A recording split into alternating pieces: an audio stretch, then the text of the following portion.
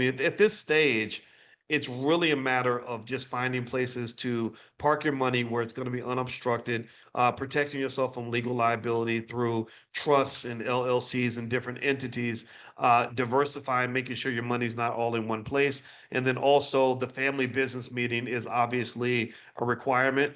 In fact, when you're raising kids, and really when you're past the $1 million mark, in my opinion, but the $10 million mark for sure, you're not even really raising the kids in a traditional way, in my opinion. Like, why are you raising them to go work for other people when there's probably some family business that could use that labor? Every time you send that child away to work for somebody else, you're basically creating a scenario where you got to go hire a stranger to do that job. Now, sometimes kids don't want to be in the family business. A lot of businesses die because of that, and that's to me yet another reason why even basic things like even how you educate the child, from the time they're very little. Do I send my baby to kindergarten or do they stay home with me? That makes a big difference, because if they're with you all the time, and let's say your business is automobile manufacturing, and when they're 3 years old they're in the plant with you, well, then when they get older, that's all they're kind of gonna know, and they're gonna want to come into the family business, as opposed to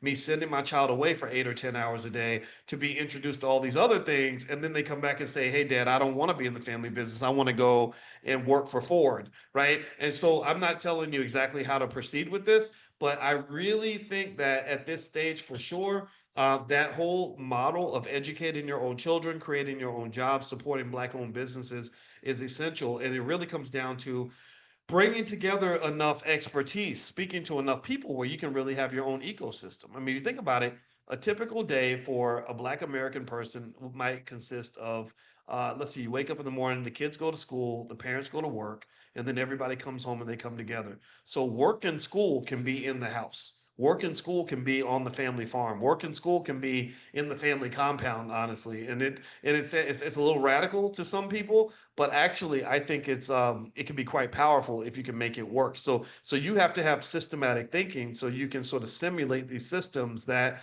you want your children to sort of grow up in. So for example, in the All Black National Convention, I have a term.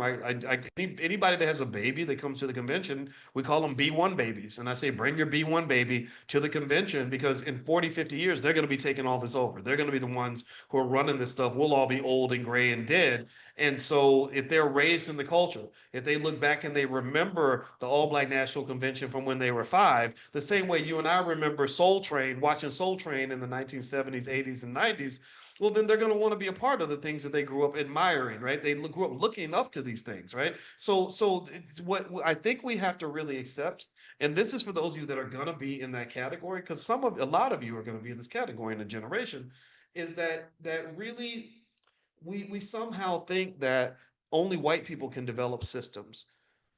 We think only white people can develop institutions. We think that only outsiders can create the spaces where we're supposed to spend our time. Most people spend most of their time at work or at school. You spend most of your time at school when you're a kid, you spend most of your time at work when you're older. Those are just systems.